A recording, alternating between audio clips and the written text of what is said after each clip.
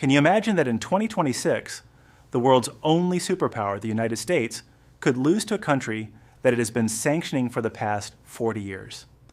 This is not my claim. This is what Professor Sain says, whose two predictions about Donald Trump have already come true. Now, the world is waiting for the third one. This war, which will forever change. This is not some ordinary conspiracy theory, but a frightening prediction by Professor Sain, an expert in game theory, which some believe is rapidly becoming reality. If it proves true, then within the next 6 months, the money in your bank account could become worthless paper, and the global order might change forever. In this video, we will expose a secret script that mainstream media is allegedly hiding from you.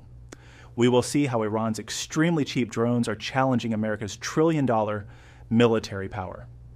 And most importantly, we will ask whether Donald Trump is pushing the world toward destruction simply to use emergency war powers or extend his rule, something some claim connects to secret societies and end times agendas. In the next few minutes, you are about to see a side of a reality that perhaps the world itself does not yet fully understand. Professor Sain's first prediction was that Donald Trump would win the election again, and that prediction came true. His second prediction was that once Trump returned to power, a severe war would break out between the United States and Iran, and that also happened. But his third prediction, which shocked everyone, was that in this war, the world's biggest superpower, the United States, would suffer a humiliating defeat. According to him, this is not just speculation, but a conclusion based on logical arguments. In today's video, we will analyze this third and most dangerous prediction and try to understand how a military superpower could possibly lose to Iran. Professor Sain, considered an expert in game theory and geopolitics, stated in a recent interview that the United States cannot win this war under any circumstances. According to his analysis, Iran has not been preparing for this conflict for just a year or two, but for nearly 20 years. Within Iran's ideological framework, this confrontation is seen as a final battle against what they call the Great Satan, meaning the United States. Iran also gained major experience during last year's conflict in June. At that time, they did not simply launch attacks. They carefully studied the weaknesses of American and Israeli defense systems and analyzed their combat strategies. They had around 8 months to prepare for the next phase of the conflict, and during that time, they engaged in dialogue with the United States, which according to this claim, was mainly a way to buy time. One key point is that Iran is not fighting alone or directly in every place. Instead, it relies heavily on proxy groups. These include the Houthis in Yemen, Hezbollah in Lebanon, Hamas in Palestine, and various Shiite militias operating in Iraq and Syria. According to this theory, these groups have collectively studied how the United States operates militarily and politically. Their strategy is not simply to target American soldiers, but to weaken the entire American-led global system and the economic networks that support it. Instead of confronting the United States directly on its own territory, the strategy focuses on targeting countries that form the backbone of the American economic system in the Middle East, especially the Gulf Cooperation Council states such as Saudi Arabia, the United Arab Emirates, Qatar, and Bahrain. Iran's alleged strategy includes targeting critical infrastructure in these countries, including energy facilities and water systems. These Gulf countries have very limited natural freshwater resources and rely heavily on desalination plants that convert seawater into drinkable water. More than 60% of their water supply comes from these facilities. Professor Sain gave a dramatic example. If a small Iranian drone costing only a few $100s destroyed a major desalination plant, supplying the city of Riyadh, which has a population of about 10 million, then within 2 weeks the city could face a severe shortage of drinking water. The implication is that even a relatively small attack on critical infrastructure could create enormous humanitarian and political consequences.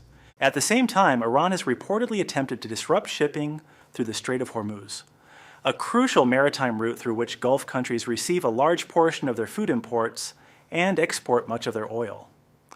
Many people assume that such disruptions would only cause temporary economic problems or inflation, but according to this argument, the real risk is much larger. If Gulf economies were severely damaged, it could also damage the global financial system connected to them. These Gulf states play an important role in the so-called petrodollar system. They sell oil primarily in US dollars, which helps maintain global demand for the dollar. After earning these dollars, they often reinvest them in American assets such as stocks, real estate, and technology projects. In recent years, large amounts of investment from Gulf countries have flowed into technology sectors, including artificial intelligence data centers in the United States. According to the theory presented in the video, if war prevented Gulf states from exporting oil or maintaining economic stability, their investment in the United States could collapse. If that investment stopped, it could trigger a broader financial crisis in the US economy, which Professor Sain described dramatically as a type of financial bubble or Ponzi-like system. Another key question raised in the discussion is why the powerful American military struggles to stop relatively cheap drones.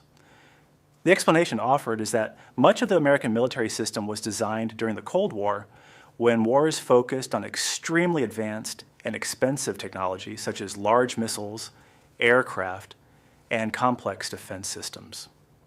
Modern conflicts, however, increasingly involve asymmetric warfare, where inexpensive weapons can damage extremely costly military systems. For example, a simple drone costing tens of thousands of dollars might require an interceptor missile costing millions of dollars to stop it. This creates a financial imbalance where defending against attacks becomes far more expensive than launching them. Iran's Shahed 136 drone, also known as Quran-2, is often cited as an example of this type of weapon. It is relatively simple, can travel long distances, and carries a moderate explosive payload. Because it flies low and slowly, it can sometimes be difficult for radar systems to detect and intercept it in time. The broader concern described in the narrative is that if conflicts increasingly rely on large numbers of cheap drones and missiles, even wealthy militaries could face economic pressure due to the high cost of defensive systems. According to the theory presented in the video, this imbalance could gradually weaken American military dominance and contribute to a shift toward a multipolar world in which several major powers share influence rather than one dominant superpower. Another issue discussed is the difficulty of achieving political goals through air power alone. Historically, many analysts argue that regime change usually requires ground forces rather than only airstrikes. However, sending ground troops into a large country like Iran would carry enormous risks and costs. Reports from US officials have indicated reluctance to launch a large ground invasion. Finally, the video discusses possible reasons why such a conflict might escalate. It suggests three main factors: overconfidence after previous military successes, political incentives that might benefit certain leaders or groups, and more speculative claims about powerful networks influencing global events. Some theories claim that secret societies or powerful financial interests influence geopolitical decisions, although such claims are highly controversial and widely debated. And according to the narrative presented in the video, some believers think these groups see a major Middle Eastern conflict as part of a larger historical or ideological plan. The conclusion of the video argues that even if the United States were to win a military confrontation with Iran, the economic and geopolitical consequences could still represent a strategic loss. Previous interventions in countries such as Iraq, Libya, Syria, and Afghanistan are cited as examples where military success did not necessarily produce long-term stability or political victory. According to this perspective, a war with Iran could create similar outcomes: massive costs, regional instability, and lasting economic damage.